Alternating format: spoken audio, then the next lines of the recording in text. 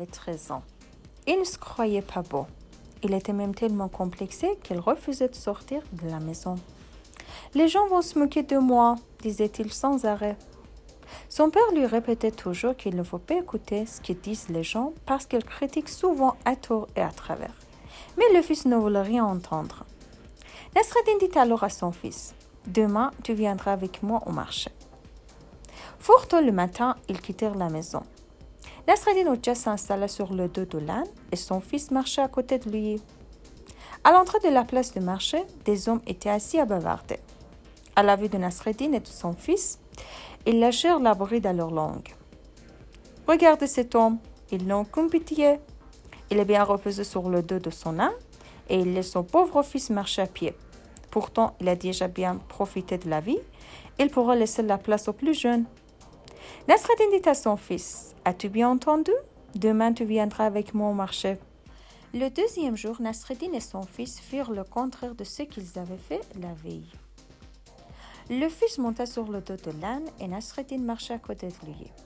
À l'entrée de la place, les mêmes hommes étaient là. Ils s'écrièrent à la vue de Nasreddin et de son fils. « Regardez cet enfant, il n'a aucune éducation, aucune politesse. Il est tranquille sur le dos de l'âne alors que son père, le pauvre vieux, est obligé de marcher à pied. » Nasreddin dit à son fils, « As-tu bien entendu? Demain, tu viendras avec moi au marché. » Le troisième jour, Nasreddin Hoxha et son fils sortirent de la maison à pied en tirant l'âne derrière eux.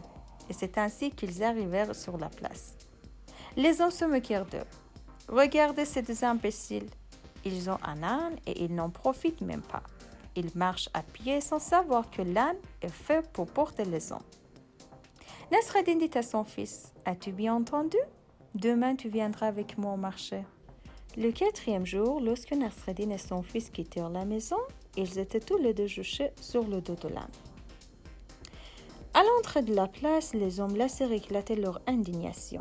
« Regardez ceux-là, ils n'ont aucune pitié pour cette pauvre bête. » Nasreddin dit à son fils, « As-tu bien entendu? Demain, tu viendras avec moi au marché. » Le cinquième jour, Nasreddin et son fils arrivèrent au marché portant l'âne sur leurs épaules. Les hommes éclatèrent de rire. « Regardez ces deux fous, il faut les enfermer. Ce sont eux qui portent l'âne au lieu de monter sur son dos. » Et Nasreddin Hoxha dit à son fils, « As-tu bien entendu? Quoi que tu fasses dans ta vie, les gens trouveront toujours à redire et à critiquer. Il ne faut pas écouter ce que disent les gens. »